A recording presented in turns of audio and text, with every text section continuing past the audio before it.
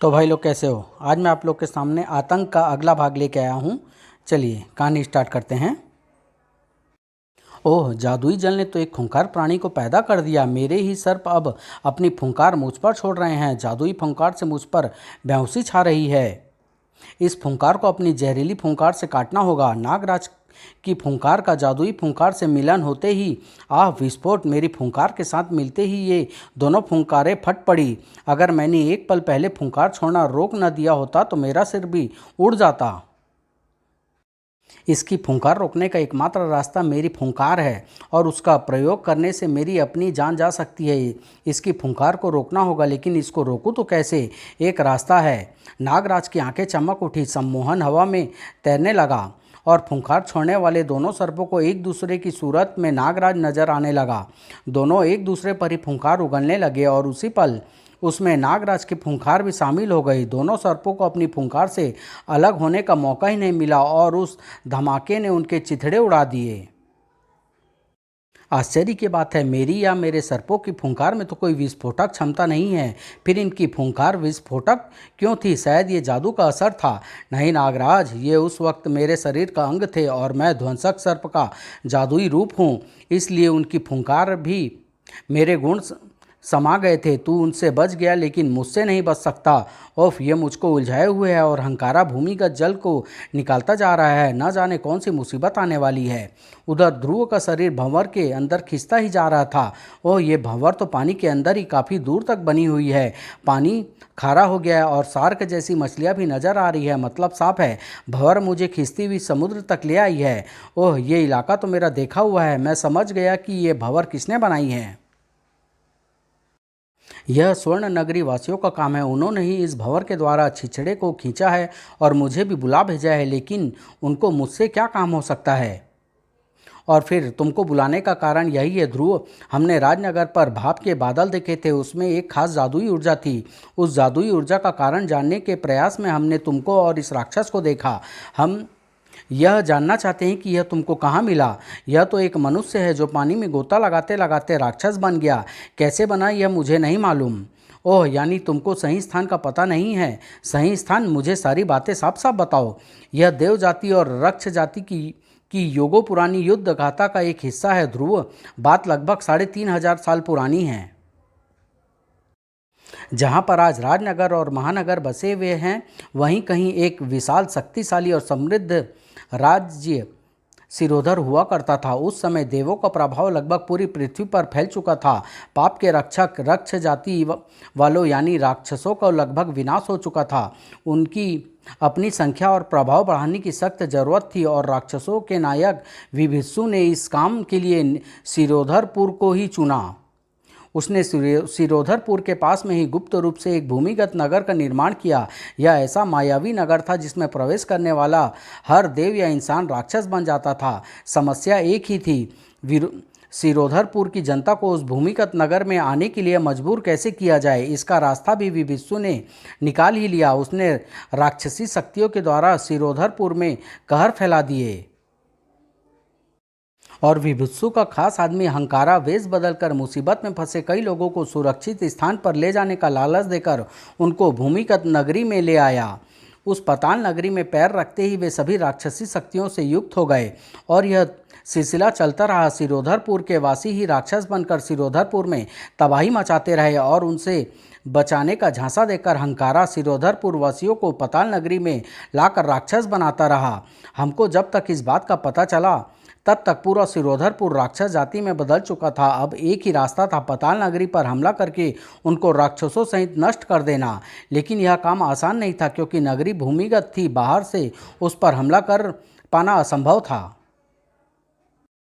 और अंदर जाने से हम देव भी राक्षस बन सकते थे। हमें कोई दूसरा तरीका सोचना था और वह तरीका सीधा सा था। अगर हम पताल नगरी में नहीं जा सकते थे तो हमको उन राक्षसों को बाहर निकालना था। हम अपने हथियारों द्वारा भूकंप लाए, पताल नगरी को आग से जलाने की कोशिश की, नगरी को धुएं से भरना चाहा, लेकिन सभी प्रयास व्यर्थ रहे। राक्षस बाहर नहीं निकले। हमने जल द्वारा पताल नगरी को भरने की कोशिश की, लेकिन यह प्रयास भी विफल रहा।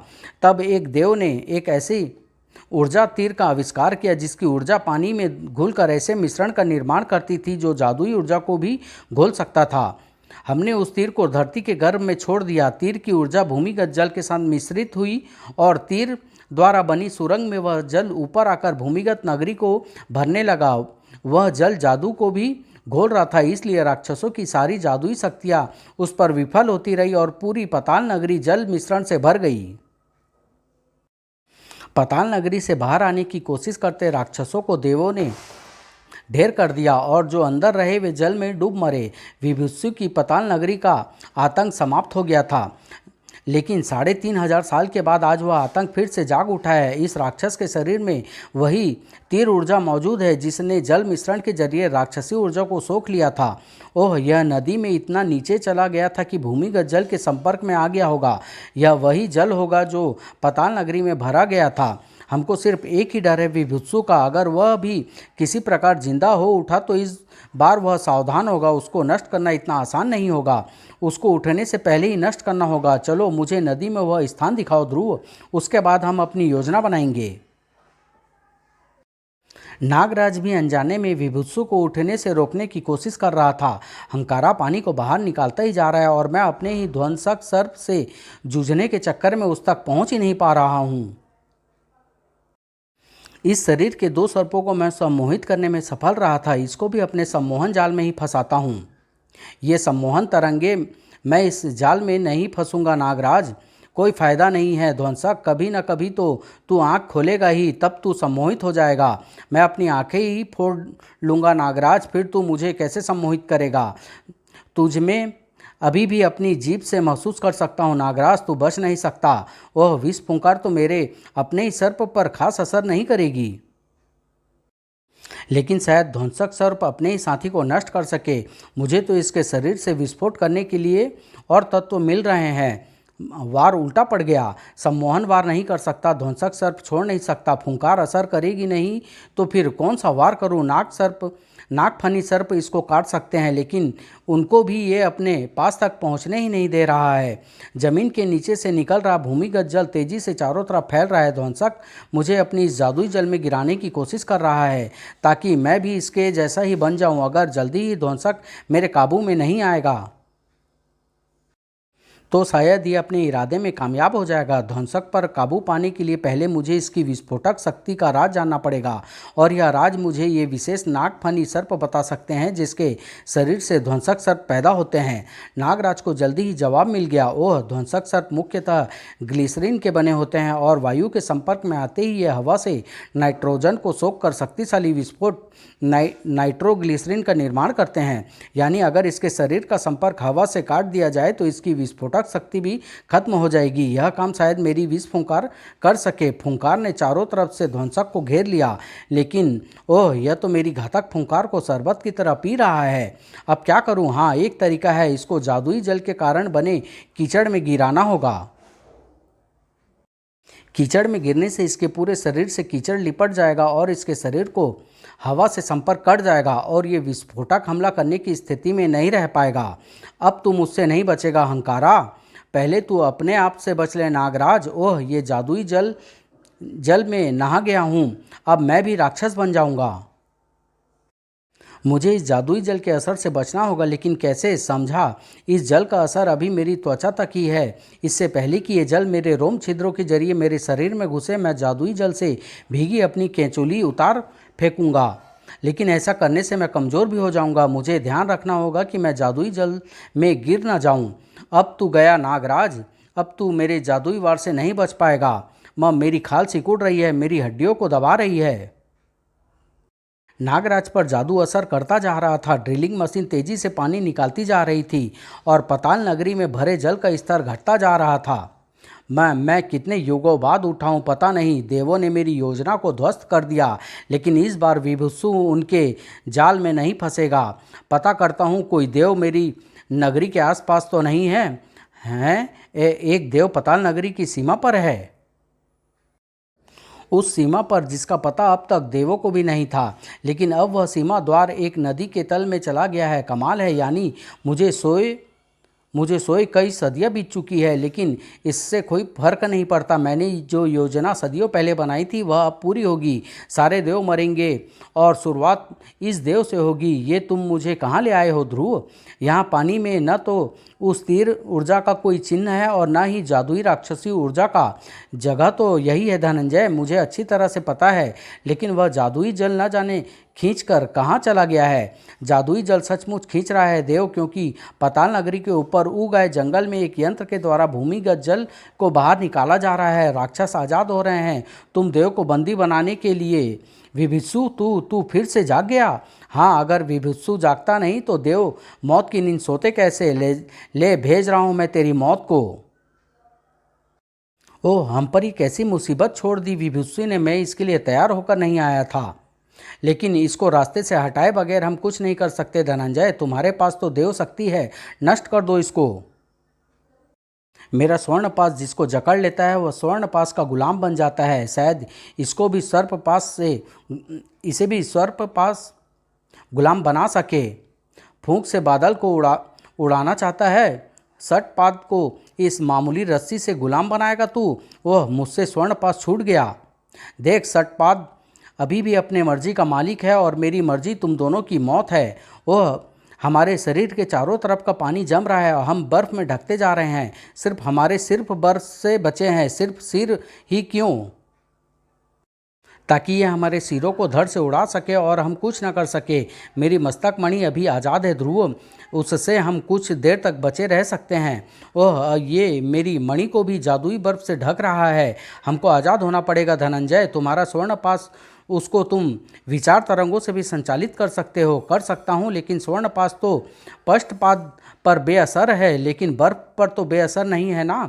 बर्फ को पास से जकड़ कर तोड़ दो। सचमुच इतनी आसानी से बच नहीं सकेगी देव मानव की जोड़ी। पहले मारूंगा देव को, क्योंकि वह मेरा कुछ देर तक प्रतिरोध कर सकता है। फिर मानव को तो मच्छर की तरह मसल दूंगा। आह, इसकी भुजा पर बने छल्ले मेरे कवच को तोड़ रहे हैं। आह, मेरी सारी शक्तियाँ बेकार साबित हो रही है। अब मेरी बारी है मनुष्य, अब तेरी बारी है मनुष्य। तेरे लिए तो एक ही छल्ला काफ़ी होगा।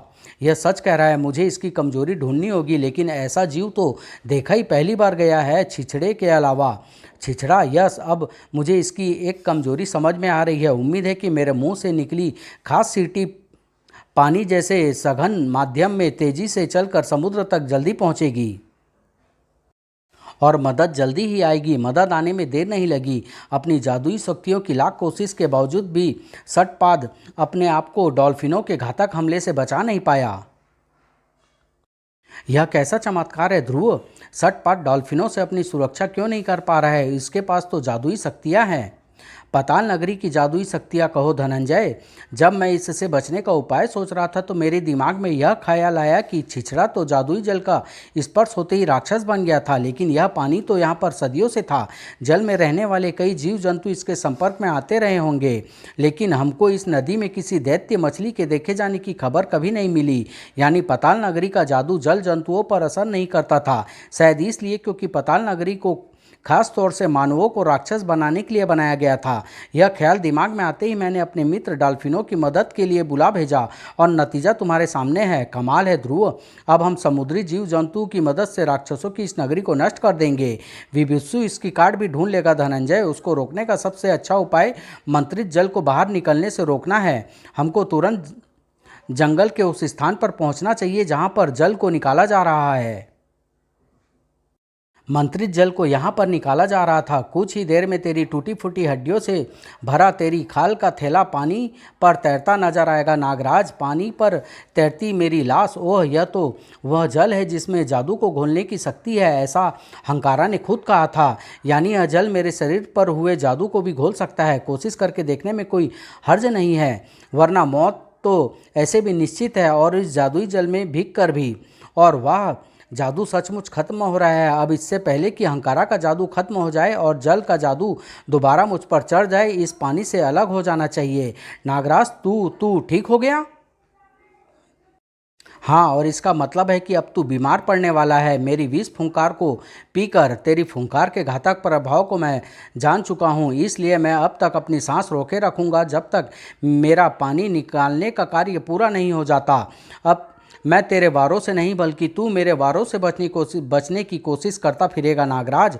ओह, इसको मैं एक घूंसे में बेहोश कर सकता हूँ, लेकिन इसके पास तक पहुँचूँ कैसे? हर जीवित वस्तु इसका जादुई वार खाकर खतरनाक प्राणी बन जाएगी, इसलिए न तो मैं अपने सर्पों को वार कर सकता हूँ और न ही पेड़ पत्तों तक का कवच बनाकर इस तक पहुँच सकता हूँ। फिर क्या करूँ? ओह हाँ, एक तरीका है, एक कवच है जिस पर जादुई वार बेअसर साबित होंगे। तू तू केचुली पहनकर मेरी तरफ बढ़ रहा है, इस पर मेरे जादुई वार बेअसर साबित हो रहे हैं। जादुई जल का वार करता हूँ, जादुई जल भी इस पर असर नहीं कर रहा है। पर क्यों? क्यों? क्योंकि मेरे शरीर से अलग होने के बाद ये केंचुली मृत हो गई है हंकारा, और मृत चीज़ों को तुम्हारा जादू कोई खतरनाक रूप नहीं दे सकता। ओह, सर घूम गया, अपने आप को संभालना मुश्किल हो रहा है। अब नागराज मुझ पर काबू पा लेगा, एक ही रास्ता है इसको रोकने का, पाताल नगरी में घसीट कर ले जाना होगा इसको, फिर ये राक्षस बनने से बच नहीं पाएगा। तभी धनंजय, यह तो नागराज है और एक राक्षस उसको जमीन के नीचे घसीटना चाहता है। शायद पाताल नगरी में हम ठीक समय पर पहुंचे हैं। ध्रुव, यह हंकारा है, विभूसु का खास सेवक, हमको नागराज को बचाना होगा। एक रस्साकस्सी सी शुरू हो गई। एक तरफ स्वर्णपास की जकड़ थी तो दूसरी तरफ जादू की पकड़, और इस दबाव से मेरे मेरे शरीर के दो दो हिस्से हो रहे हैं। मैं दो भागों में बंट रहा हूँ। ओह, नागराज एक के बजाय दो नागराजों में बट गया है। एक नागराज तो तुम्हारे पास पास में बंधा रह गया है, लेकिन दूसरा पाताल नगरी में खींच रहा है। धनंजय, अब क्या होगा? पाताल नगरी में गया नागराज राक्षसी शक्तियों से युक्त हो जाएगा, तबाही फैलाएगा, विनाश फैलाएगा और बन जाएगा मानवता का दुश्मन नागराज। बहुत जल्द लेके आऊँगा दुश्मन नागराज। दो नागराज और ध्रुव की स्टोरी समाप्त।